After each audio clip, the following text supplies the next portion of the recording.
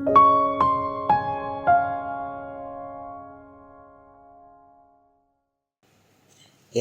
sekali lagi selamat Hari Pentakosta bagi setiap kita. Kita merayakan salah satu peristiwa yang penting di dalam sejarah keselamatan, yaitu di mana Roh Kudus dicurahkan bagi setiap kita orang percaya, gitu ya. Hari ini hari di mana janji Bapa itu digenapi dan gereja Tuhan itu bangkit dengan kuasa yang luar biasa, gitu ya. Kalau hari Natal kita merayakan kelahiran Kristus ke dunia, gitu ya. Hari Paskah kita merayakan kebangkitan Kristus dari kematiannya.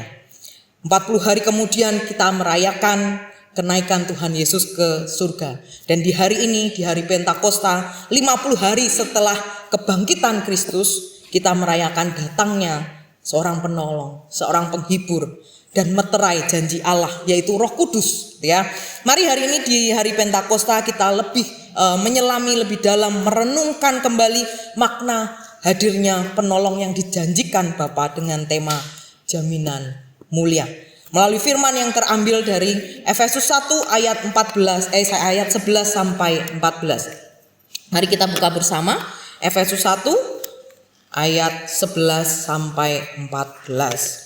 Jika sudah menemukannya, saya mengajak kita membacanya silih berganti. Saya ayat 11, Bapak Ibu Saudara ayat 12, demikian seterusnya hingga ayat 14. Efesus pasal 1 ayat 11 sampai 14. Demikianlah firman Tuhan. Aku katakan di dalam Kristus, karena di dalam Dialah kami mendapat bagian yang dijanjikan. Kami yang dari semula ditentukan untuk menerima bagian itu sesuai dengan maksud Allah yang di dalam segala sesuatu bekerja menurut keputusan kehendaknya. Ayat 12 silakan.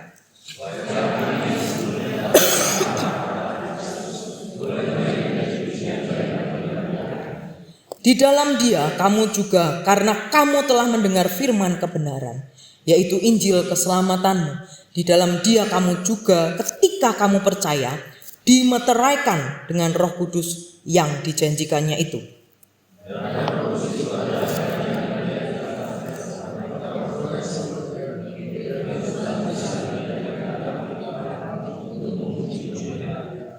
Amin untuk pembacaan firman Tuhan kita pagi hari ini. Nah, Bapak Ibu Saudara, surat Efesus merupakan surat yang ditulis oleh Rasul Paulus ketika dia ada di dalam penjara. Ya, Paulus menulis surat ini, dan surat ini terkenal dengan kalimatnya yang panjang-panjang, gitu ya. Kalau di dalam versi bahasa Indonesianya memang tidak terlihat mana, ini kan ada titik koma semua, gitu ya. Tapi kalau Bapak Ibu penasaran, gitu ya, bisa ngecek, cari di website itu versi bahasa Yunaninya, nanti di sana bisa kelihatan bagaimana kalau cari titiknya itu nanti bisa panjang sekali baru ada titik, adanya koma gitu ya. Nah, seperti yang tercatat di ayat 3 sampai 14 yang di perikop yang bagiannya tadi kita baca, itu menggunakan satu kalimat yang sangat panjang. Jadi kalau di dalam bahasa Alkitab yang kita pegang dari ayat 3 sampai 14 ini kan ada beberapa kalimat. Tapi kalau di dalam bahasa Yunaninya itu satu kalimat yang sangat amat panjang, gitu ya. Menggunakan satu kalimat yang benar-benar panjang dan kompleks, gaya bahasanya tinggi dan puitis, gitu. Nah, strukturnya memang berulang, gitu ya. Sepertinya ada nuansa yang berulang, tapi ada perluasan penjelasannya. Nah, jika kita lihat versi bahasa Yunaninya memang itu akan kelihatan banget. Mari kita lihat sejenak nih ya. Nah, ini kalau di Efesus pasal ayat 1-nya kan sebentar nanti ada titiknya nih. Nah, ini ayat 1 koma, kemudian titik kan. Ayat 2-nya titik pendek ya. Nah, sebentar kita lihat di ayat 3-nya. Mulai ayat 3. Nah, ini nanti akan jalan. Nih koma ya.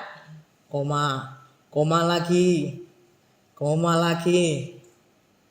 Terus jalannya cepet gitu. Ini koma lagi gitu kan. Nih koma terus. Mana titiknya? Titiknya nanti sampai di ayat yang ke-14. Kita bisa lihat. Tuh, koma lagi.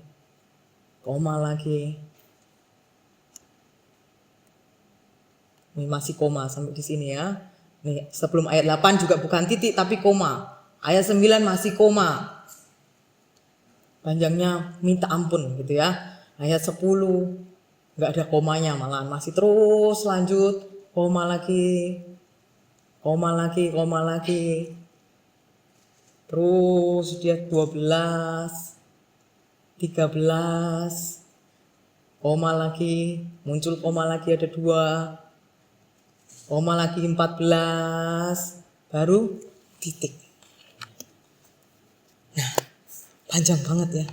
Yang ketemu cuman koma, koma, koma, koma, yang terus nongol koma, koma. Nah itu kalau dihitung-hitung, itu sekitar 200 kata di dalam satu kalimat.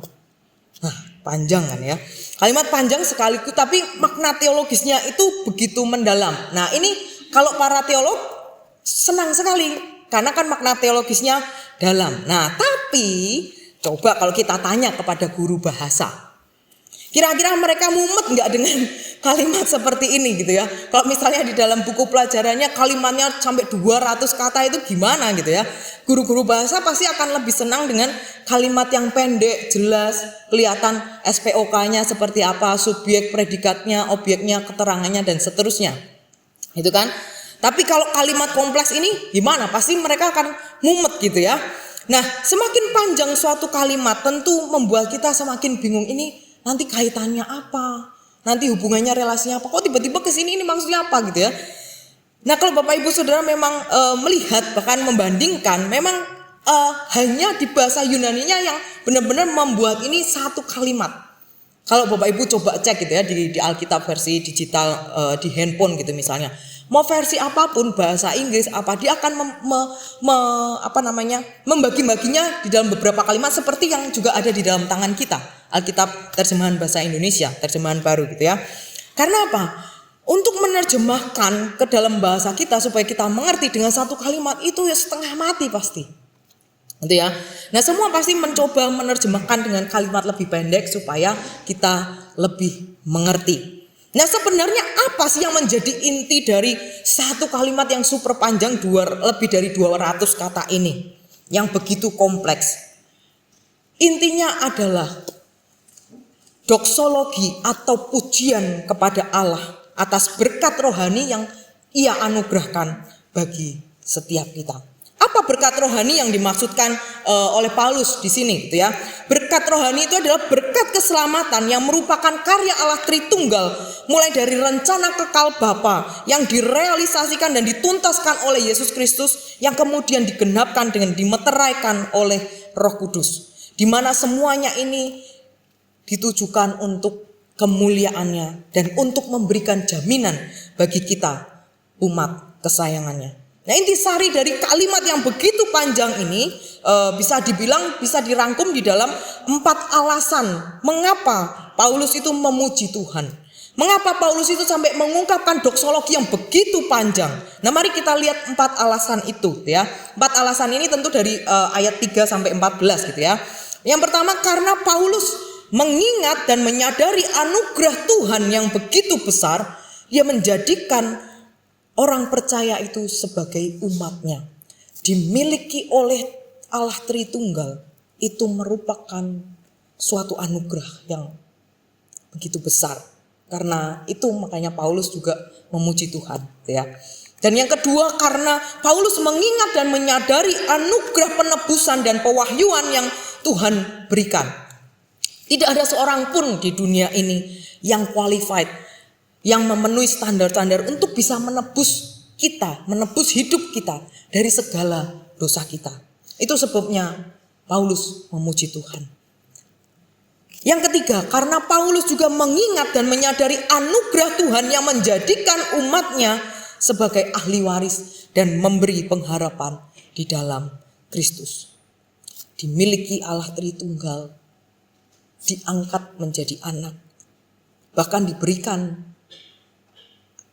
hak sebagai ahli waris, serta diberikan sebuah pengharapan yang kekal di dalam Kristus. Itu sungguh tiada ternilai dan tidak ada bandingannya gitu ya. Karena Paulus kemudian memuji Tuhan dengan begitu luar biasa. Nah, izinkan saya mengulangi sekali lagi, dimiliki oleh Allah Tritunggal, diangkat menjadi anak, bahkan diberikan hak sebagai ahli waris, serta diberikan sebuah pengharapan kekal bahwa hidup kita tidak selesai ketika kita mati di dalam Kristus, itu sungguh gak ternilai gitu ya, gak ada bandingannya. Betul apa betul? Dan yang keempat, karena Paulus mengingat dan menyadari anugerah Tuhan atas pertobatan, perubahan hidup yang nyata, yang dia rasakan begitu signifikan, dan adanya jaminan keselamatan di masa yang akan datang. Penebusan yang Kristus lakukan itu membuat setiap kita yang percaya kemudian memiliki hidup yang baru. Ada sebuah pertobatan, ada sebuah perubahan hidup yang nyata, dan itu signifikan. Dan tidak berhenti di situ saja. Melalui karya penebusannya, Kristus juga memberikan jaminan bahwa kita akan memiliki hidup yang kekal. Nah, dari 4 alasan ini, kita dapat melihat bahwa sebenarnya ada 2 alasan utama gitu ya, yang kemudian berulang dan disertai penjelasan lebih lanjut gitu, bahwa alasan pertama dan ketiga itu sama, yaitu Paulus memuji Tuhan karena anugerahnya yang besar. Ia menjadikan kita umat kepunyaannya. Kita ini dimiliki oleh Allah. Kita yang sebenarnya tidak layak. Kita yang harusnya mati, kita yang harusnya dibinasakan. Tapi kita diangkat menjadi anak. Diberikan hak waris juga. Gitu ya. Dan bahkan kita juga diberikan pengharapan yang pasti di dalam Kristus. Alasan kedua dan keempat, Paulus memuji Tuhan karena karya penebusan yang Kristus lakukan bagi setiap kita, serta adanya jaminan keselamatan di masa yang akan datang. Nah, dari 4 alasan ini kita akan lebih berfokus untuk membahas alasan yang ketiga dan keempat. Karena tadi yang kita baca dari situ ya. Jadi ayat 11 sampai 14 itu mencakup di bagian yang ketiga dan keempat alasannya. Nah, mari kita renungkan apa artinya menjadi milik Allah. Mengalami perubahan hidup, berpengharapan di dalam Kristus, serta memiliki mengalami perubahan hidup, percaya dimiliki oleh Allah. Kemudian kita juga berpengharapan di dalam Kristus serta memiliki jaminan yang mulia di dalam Dia. Apa artinya ini? Yang pertama kita bahas satu-satu ya. Yang pertama, kita dimiliki oleh Allah. Kita kepunyaan Allah. Apa sih istimewanya? Kalau kita pikir dan kita renungkan dengan sungguh-sungguh gitu ya, kita sebenarnya bisa terkagum-kagum dan takjub, merasa takjub sendiri, bahkan kita mungkin terharu gitu ya, atas keistimewaan yang Tuhan berikan bagi setiap kita. Melalui ayat 11 Paulus sedang mendorong para pembacanya, termasuk kita di hari ini, di zaman ini, supaya apa sih? Supaya kita sungguh-sungguh menyadari bahwa dimiliki oleh Allah itu adalah sebuah hak istimewa, sebuah privilege. Bukan karena prestasi kita, bukan karena kita berhasil mencapai sesuatu, bukan karena kita baik, bukan karena kita sempurna, bukan karena kita melayani dengan begitu luar biasa, melainkan karena apa yang telah dilakukan Allah, yang mengerjakan segala sesuatu bagi kita karena kasih-Nya yang begitu besar bagi setiap kita. Coba kita renungkan itu ya Bapak Ibu Saudara. Kalau kita melihat, kita mengingat orang tua kita, betapa mereka menjadi teladan iman bagi kita. Bagaimana mereka di dalam kesusahannya, di dalam pergumulannya, mereka tetap terus berusaha untuk tetap hidup takut akan Tuhan. Di tengah segala keterbatasan mereka, ketika mendidik kita sebagai anaknya, kita mungkin gak pernah melihat bagaimana mereka menangis karena mereka merasa sudah, aduh kok mendidik terlalu keras ya, aduh kok anakku seperti ini ya. Mungkin kita tidak pernah melihat bagaimana mereka menangis, bagaimana mereka berdoa dengan begitu sungguh-sungguh bagi hidup kita. Kita hanya taunya, kok mamaku kayak gitu sih? Kok papaku kayak gitu? Kenapa mereka gak mengerti aku? Kenapa mereka gak mau mengerti di zaman ini tuh gak seperti zaman mereka?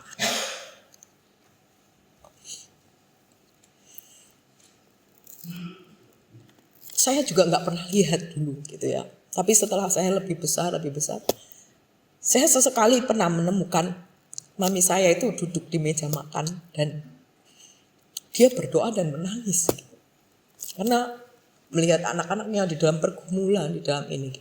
Walaupun berpisah tempat, walaupun kita tidak di dalam satu kota, tetapi dia tetap terus mendoakan kita gitu. Walaupun mungkin kita tidak men-sharingkan apa yang sedang kita alami, kesusahan yang sedang kita alami gitu ya.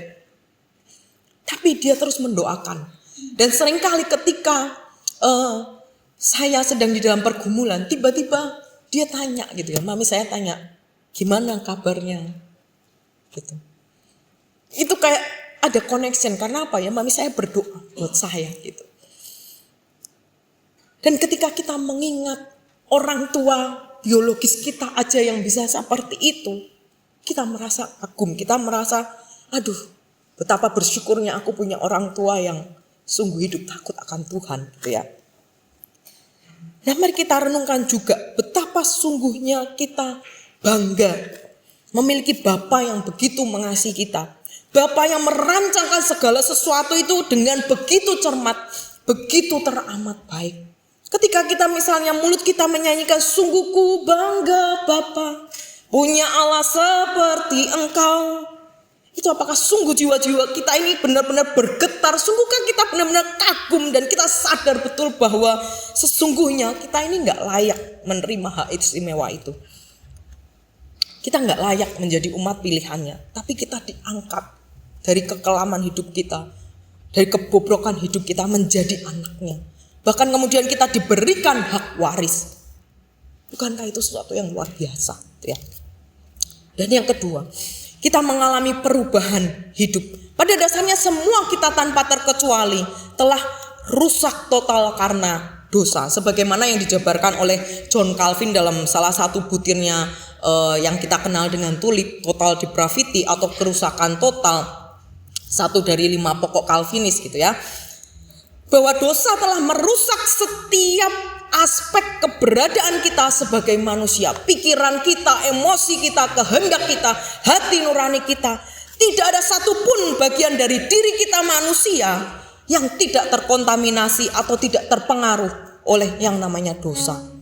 Dan sebagai akibat dari kerusakan secara menyeluruh ini, akhirnya seorang yang belum lahir baru tidak akan mampu secara rohani untuk mereka mencari, mereka memahami atau menaati Allah dengan segenap hati mereka. Karena apa? Kehendak mereka terikat pada dosa.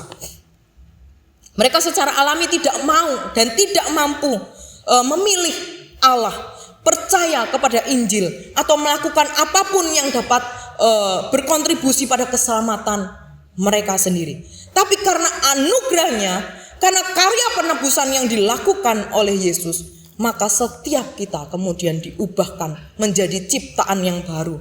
Secara rohani kita mampu untuk mencari, memahami, menaati Allah dengan segenap hati dan keberadaan kita.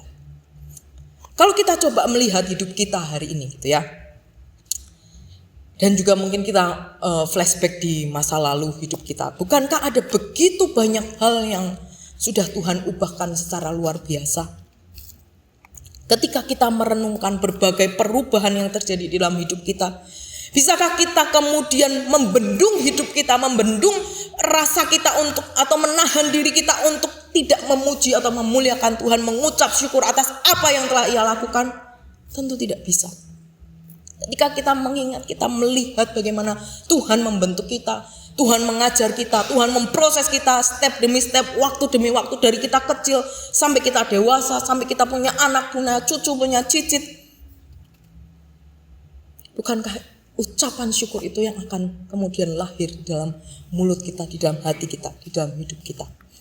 Dan yang ketiga, kita berpengharapan di dalam Kristus serta memiliki jaminan mulia.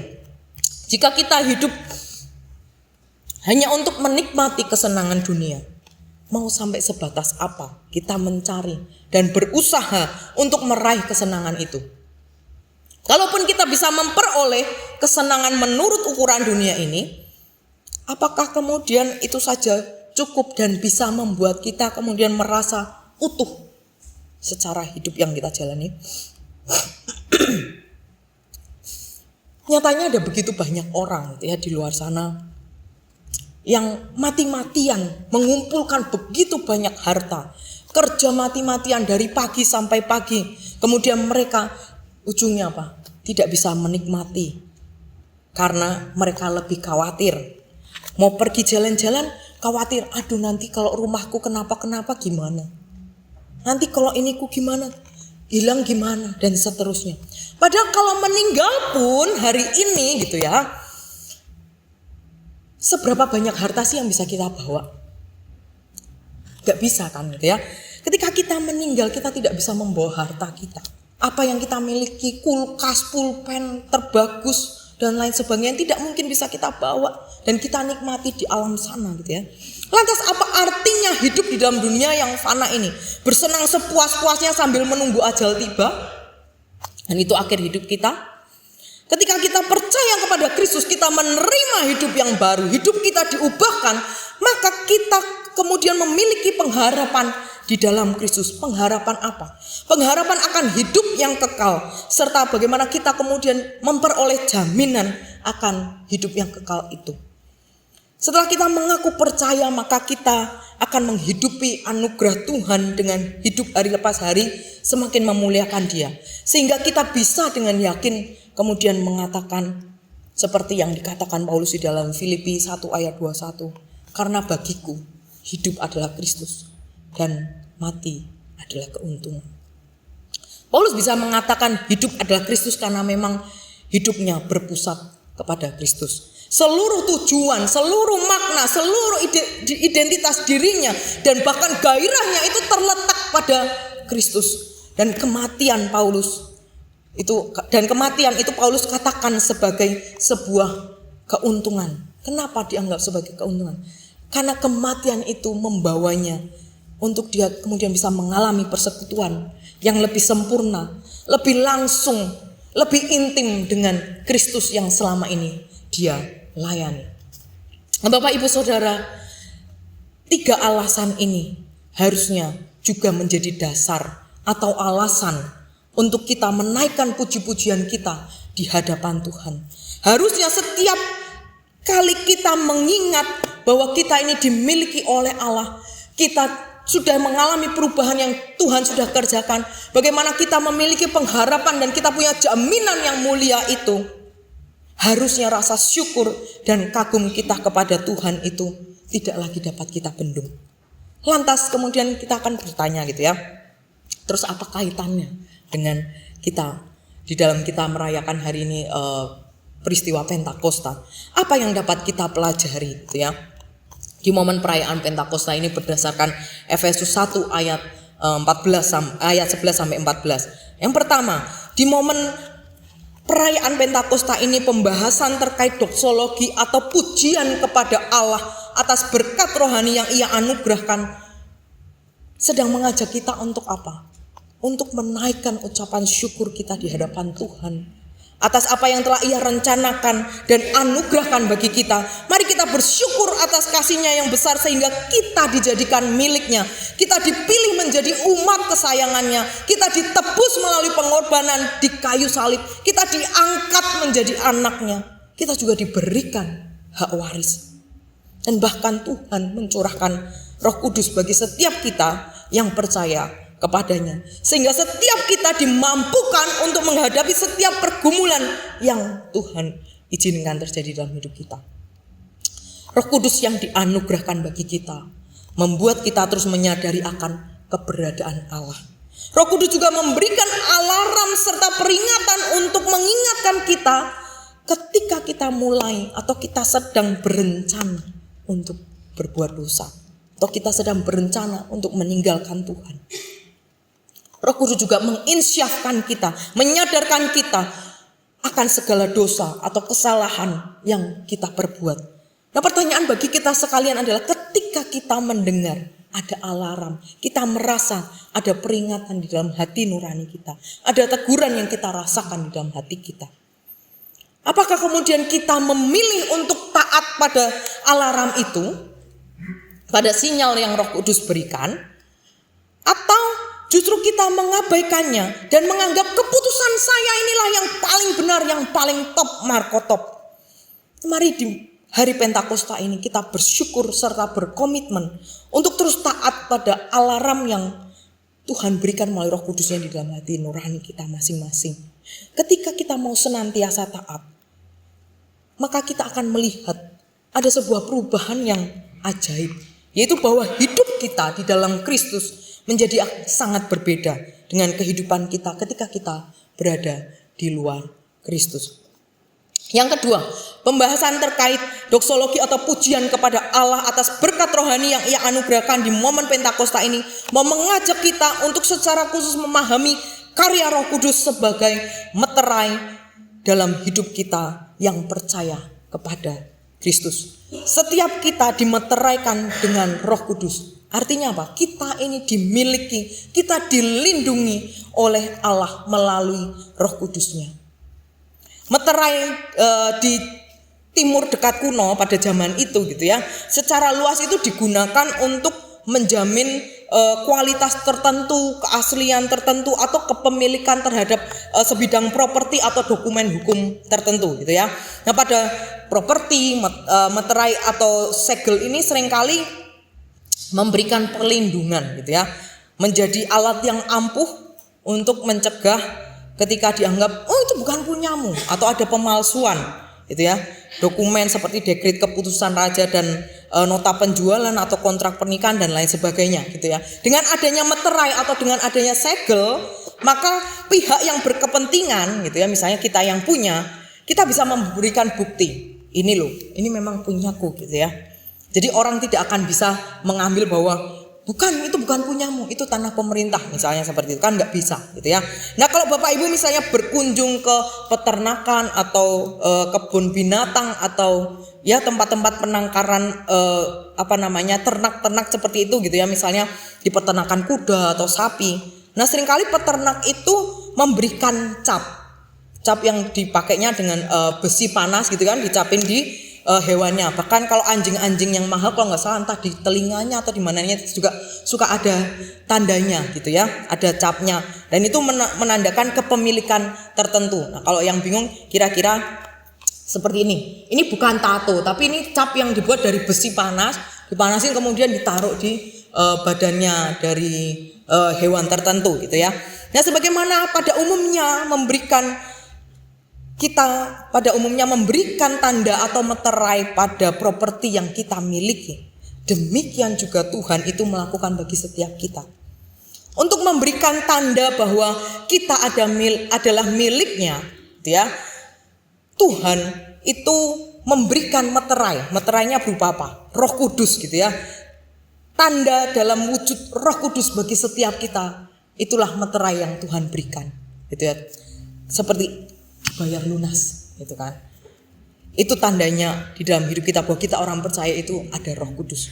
Tuhan menandai kita, Ia telah meninggalkan tandanya pada kita di dalam hati kita sebagaimana yang tercantum di dalam Roma 8 ayat 16. Saya bacakan bagi kita Roma 8 ayat 16. Roh itu bersaksi bersama-sama dengan roh kita bahwa kita adalah anak-anak Allah. Dan jika kita adalah anak, maka kita juga adalah ahli waris. Maksudnya orang-orang yang menerima hak janji-janji Allah yang akan menerimanya bersama-sama dengan Kristus, yaitu jika kita menderita bersama-sama dengan Dia, supaya kita juga dipermuliakan bersama-sama dengan Dia.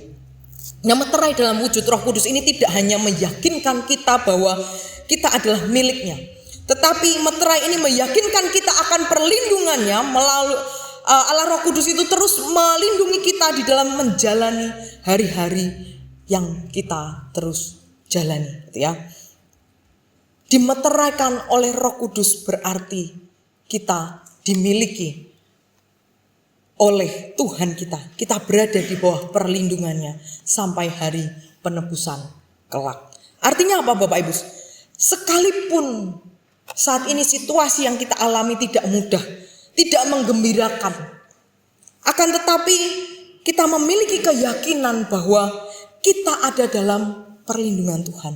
Seperti apa perlindungan Tuhan itu tentu sangat beragam dan cara Tuhan itu macam-macam di dalam melindungi kita gitu ya. Mungkin ketika kita mengalami sakit gitu ya, Roh Kudus itu memberikan kita kepekaan. Wah, ini kayaknya ada sesuatu yang gak beres nih. Saya harus segera periksa. Ternyata betul. Kalau kita mengabaikan alarm itu, wah itu bisa fatal gitu ya misalnya. Itu cara Roh Kudus melindungi kita, mengingatkan kita. Mungkin ketika kita berencana untuk melakukan sesuatu, berencana untuk melakukan trip tertentu misalnya, nah entah gimana tiba-tiba jadi gagal. Dan kemudian setelah beberapa waktu kita baru tahu, wah ternyata kalau sampai saya kemarin jadi pergi, itu ternyata ada kecelakaan besar, kecelakaan beruntun dan lain sebagainya. Mungkin kita ketika saat mengalaminya itu tiba-tiba gagal, kita protes gitu ya sama Tuhan. Tuhan sudah di planning begitu lama, kenapa jadi gagal? Oh ternyata baru kita tahu setelahnya gitu ya. Oh ternyata karena ini. Dan tentunya masih banyak lagi bentuk dan cara bagaimana Tuhan itu melindungi setiap kita di dalam pergumulan-pergumulan yang kita alami. Dan ketiga, pembahasan terkait doksologi atau pujian kepada Allah atas berkat rohani yang Ia anugerahkan di momen Pentakosta ini mau mengajak kita untuk secara khusus memahami bahwa Roh Kudus itu telah menjadi jaminan bagi kita sampai kita kemudian memperoleh hidup yang kekal itu. Kehadiran Roh Kudus di dalam hidup kita orang percaya bukan sekedar meterai atas kita, tetapi juga arabon atau bahasa Yunaninya. Tapi kalau diterjemahkan itu seperti down payment atau uang muka atau warisan keselamatan kita itu di masa depan sudah ada gitu ya. Ketika Paulus menulis surat kepada jemaat di Efesus ini, arabon atau down payment itu merupakan sebuah istilah yang memang umum digunakan dalam adat hukum Yunani gitu ya, untuk sejumlah uang yang kemudian dibayarkan oleh seseorang yang menginginkan suatu layanan tertentu kepada orang yang akan menyediakan layanan itu. Nah, jumlah DP itu tentu tidak sebesar dari total biaya keseluruhan. Pastikan ada sepersekiannya dan lain sebagainya. Nah, fungsi DP ini apa? Sebagai jaminan bahwa dan tanda jadi yang dinyatakan menyatakan bahwa jumlah penuhnya nanti akan dibayar dan itu akan menjadi milik kita, gitu ya. Bagi penyedia layanan, down payment ini berarti pihak penyedia ini berkomitmen untuk menindaklanjuti kontrak atau perjanjian tersebut. Nah, Tuhan telah memberikan kepada kita Roh Kudus sebagai arabon atau sebagai uang muka atau sebagai tanda jadi bahwa Ia akan memenuhi komitmennya kepada umat yang dikasihnya, yaitu kita di masa depan. Dan Dia memberikan warisan kepada setiap kita. Dengan kata lain, Roh Kudus dianugerahkan bagi setiap kita menjadi jaminan yang mulia bagi setiap kita orang percaya. Sama seperti meterai, Roh Kudus menandai kita umat Allah untuk penebusan di masa yang akan datang. Demikian pula uang muka Roh Kudus itu merupakan tanda bahwa janji penebusan Allah itu sah dan dapat diandalkan. Roh Kudus yang dianugerahkan kepada kita sebagai uang muka meyakinkan kita akan jaminan mulia di masa yang akan datang, yaitu hidup kekal bersama dengan Bapa. Nah, ada satu lagu him versi KPPK, ya, Kidung Puji-Pujian Kristen, judulnya Jaminan Mulia. Lagu ini merupakan salah satu him dari ribuan him yang dikarang oleh yang namanya Fanny Crosby. Fanny Crosby menggubah lagu Jaminan Mulia ini atau kalau bahasa Inggris itu Blessed Assurance gitu ya, bersama temannya namanya Faber Knapp. Suatu kali Faber Knapp ini datang ke rumah Fanny Crosby gitu ya, kemudian dia memainkan sebuah melodi. Dia bilang, saya baru menciptakan sebuah melodi baru gitu. Terus dia bilang, coba kamu buatin dong liriknya, kira-kira lirik apa yang cocok dengan melodi ini. Nah, kemudian Fanny Crosby kemudian langsung melantunkan Blessed Assurance, Jesus is mine. Oh, what a foretaste of glory divine. Dan syair itu kemudian berlanjut hingga akhirnya lagu ini rampung menjadi 3 bait syair him yang begitu indah dalam waktu kurang dari 5 menit. Dia bikin lagu itu tidak sampai 5 menit. Kilat betul gitu ya Bapak Ibu ya. Menciptakan 3 syair dengan penuh muatan teologis dalam waktu kurang dari 5 menit. Bahkan Fanny Crosby kemudian di bagian refrainnya dia mengatakan, "This is my story, this is my song, praising my Savior all the day long." Inilah kisahku, inilah laguku, memuji Tuhan Sang Juru Selamat selamanya. Bukan cuma hari ini, tapi selamanya. Dan dari seorang Fanny Crosby bisa terlahir satu him yang begitu grande, begitu luar biasa, membuat kita turut merasakan kemegahan, kebesaran karya Allah di dalam hidup kita, orang percaya. Karena Fanny Crosby telah lebih dulu merasakan karya agung Allah dalam hidupnya. Bagaimana Allah telah mengukir kisah hidupnya dengan begitu luar biasa.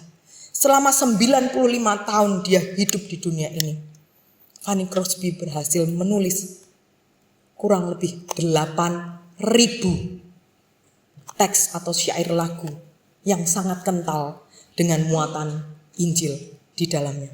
Jika kita hanya tahu Fanny Crosby sebagai seorang wanita yang hidup 95 tahun terus menghasilkan 8.000 lebih syair him yang kental dengan Injil, maka kita kemudian bisa mengatakan, lah iyalah, memang Tuhan memberikan kepadanya talenta atau kemampuan yang luar biasa untuk dia melahirkan syair-syair him yang memang begitu indah.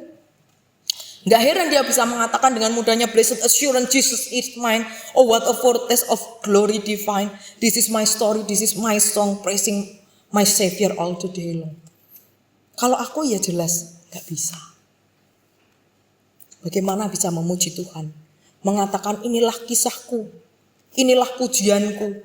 Memuji Tuhan Yesus selama hidupku. Pada realita hidup yang sedang aku alami begitu carut marut. Bagaimana aku bisa memuji Tuhan? Bagaimana aku bisa bersyukur di hadapan Tuhan?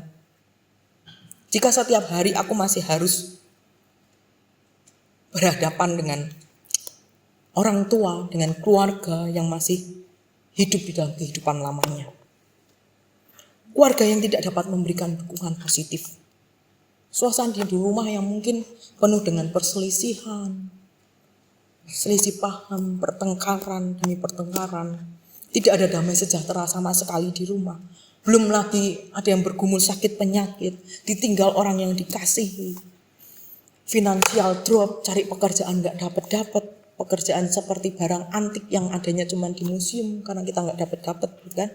Gimana lah aku bisa bersyukur kalau realita hidupku yang aku hadapi begitu pahit, begitu susah, begitu gelap. Serasa tidak ada titik terang. Bagi Bapak Ibu Saudara, betul bahwa Tuhan memang menganugerahkan sebuah talenta yang luar biasa bagi Fanny Crosby. Tapi bisakah kita bayangkan bagaimana menjalani hidup 95 tahun tanpa penglihatan, tapi tetap bisa bersyukur. Bahkan dari kegelapan hidupnya itu bisa menghasilkan lebih dari 8.000 syair him yang begitu dalam makna teologisnya. Itulah hidup yang dijalani Fanny Crosby. Lahirnya dia normal gitu ya. Di 24 Maret 1820 ketika dia berusia, dia lahir dengan normal. Kemudian ketika dia berusia 6 minggu, Fanny Crosby ini kemudian dideteksi mengalami infeksi mata. Nah, karena dokter yang biasa menangani keluarganya itu sedang berada di luar kota, akhirnya dia keluarganya harus mencari dokter yang ada di sekitar mereka. Nah, setelah ditanganin, ternyata pengobatannya tidak tepat. Dan akhirnya mata yang terinfeksi itu berujung pada dia tidak lagi bisa melihat. Setelah diobati, Fanny Crosby 6 minggu, seorang bayi 6 minggu, justru malah jadi buta total. Bayangkan, usia 6 minggu itu sudah bisa lihat apa sih Bapak Ibu? Usia 6 minggu itu kan atau 1,5 bulan gitu ya. Seorang bayi itu sudah bisa melihat seperti yang kita lihat sekarang, warna-warni, bagus, terang, gelap. Kan enggak gitu ya.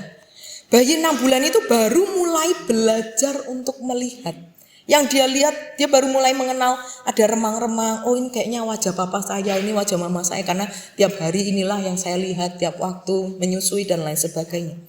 Artinya itu masih terbatas, kabur, dan itu hanya gelap dan terang. Jadi seperti TV yang jadul sekali, hitam putih gitu ya kira-kira ya. Bukan acara hitam putih, tapi warna hitam dan putih saja, gelap dan terang saja. Artinya Di dalam 95 tahun kehidupan yang dijalaninya, Fanny Crosby itu belum pernah melihat dan menikmati keindahan harmonisasi warna-warni yang bisa kita nikmati seperti kita hari ini, ya. Tapi di dalam keterbatasannya, seorang Fanny Crosby bisa melahirkan harmonisasi syair yang begitu luar biasa dan memberkati begitu banyak orang. Kalau kita coba bayangkan 95 tahun itu kan bukan waktu yang singkat, ya. 95 tahun dalam hidup Fanny Crosby tentu hari demi hari juga dia jalani dengan pergumulan, gitu ya. Kalau saya coba bayangkan di masa kanak-kanak pasti dia ngalamin yang namanya dibully karena dia nggak bisa melihat. Gitu. Fanny Crosby harus berjuang untuk menghadapi olok-olok dari anak-anak sebayanya. Tentu ini tidak mudah gitu ya. Tapi bersyukurnya Fanny Crosby ini mempunyai seorang nenek yang takut akan Tuhan, yang taat kepada Tuhan. Nenek yang adalah seorang Kristen gitu ya. Nah dari neneknya inilah kemudian Fanny Crosby ini belajar bagaimana dia berdoa, bagaimana dia menyerahkan segala keluh kesahnya kepada Tuhan. Neneknya selalu mengingatkan, serahkanlah segala kekhawatiranmu kepada Tuhan melalui doa. Itulah cara yang dilakukan neneknya itu untuk menghibur dan menguatkan Fanny Crosby. Walaupun ketika setelah ngomong itu mungkin neneknya juga menangis. Karena mungkin neneknya juga merasa, ya kalau saya di posisi dia mungkin saya juga gak kuat. Gitu. Saya akan protes gitu ya. Tapi terbukti bahwa hidup Fanny Crosby itu terus berjalan sekalipun buta.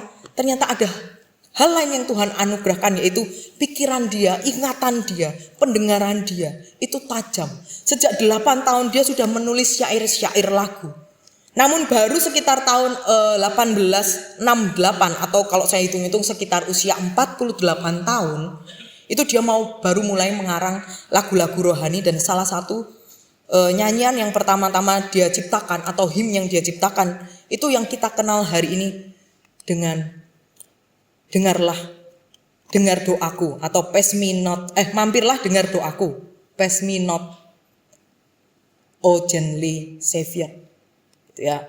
Mungkin tahu lagu ini ya. Yesus Tuhan, dengar doaku, orang lain kau hampiri, jangan jalan terus. Di syair lirik baitnya dia bilang, mampirlah dengar doaku, Yesus penebus, orang lain kau hampiri, jangan jalan terus. Nah ini ternyata diinspirasi dari sebuah kisah di Lukas 18 ayat 35-43 yang menceritakan ada seorang buta yang duduk di pinggir jalan, dia mengemis gitu ya. Waktu orang berbondong-bondong jalan rame, dia mendengar ini ada apa sih? Kemudian dia bertanya, apa itu? Kemudian kata orang kepada dia, Yesus orang Nazaret itu lewat. Kemudian dia berseru, Yesus anak Daud, kasihanilah aku. Dan kemudian kan ceritanya Yesus singgah kepada orang buta ini dan menyembuhkan orang buta ini, gitu ya. Nah, saya kalau membayangkan mungkin sebenarnya ini juga adalah jeritan hatinya, gitu ya. Mampirlah dengar doaku Tuhan. Yesus, engkau adalah penebus. Orang lain engkau hampiri, engkau tolong dia. Jangan jalan terus, aku juga perlu engkau tolong. Engkau sumber pengharapan, sumber penghiburan, raja hidupku. Baik di bumi, baik di surga, siapa bandingannya? Enggak ada. Yesus, Tuhan dengar doaku. Jangan jalan terus, hampiri aku.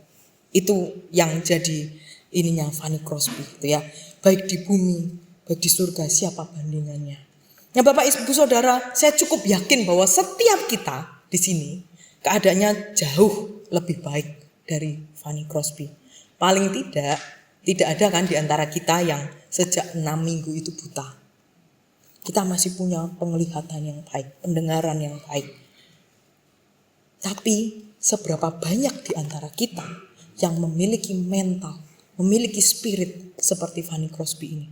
Tentu saya berharap setiap kita memiliki spirit yang sama, yang tidak memenuhi hidupnya dengan keluh kesah, dengan keputusasaan, dengan patah semangat, apalagi kehilangan semangat untuk hidup di tengah kekurangan fisik, di tengah berbagai keterbatasan yang ada, dan lain sebagainya. Jika kita mau jujur, bukankah di tengah kita menjalani hidup yang tidak selalu mudah, ada kalanya kita kehilangan rasa syukur dan bahkan mungkin kita sampai marah kepada Tuhan. Kita menyalahkan Tuhan atas apa yang sedang kita alami. Nah, Bapak Ibu Saudara, kalau mau mengulas hidup Fanny Crosby ini beserta ribuan karyanya yang menyentuh dan bisa sudah mengubahkan banyak orang gitu ya, rasanya nggak akan habis-habisnya gitu ya, nggak ada habisnya karena sungguh menginspirasi. Nah, salah satu contoh lagi, ketika dia menikah gitu ya, pada akhirnya dia menikah dan ketika putri satu-satunya itu pada akhirnya meninggal tidak lama setelah dilahirkan, itu gimana sih rasanya? Cuman punya anak satu, nggak lama dari lahir meninggal juga.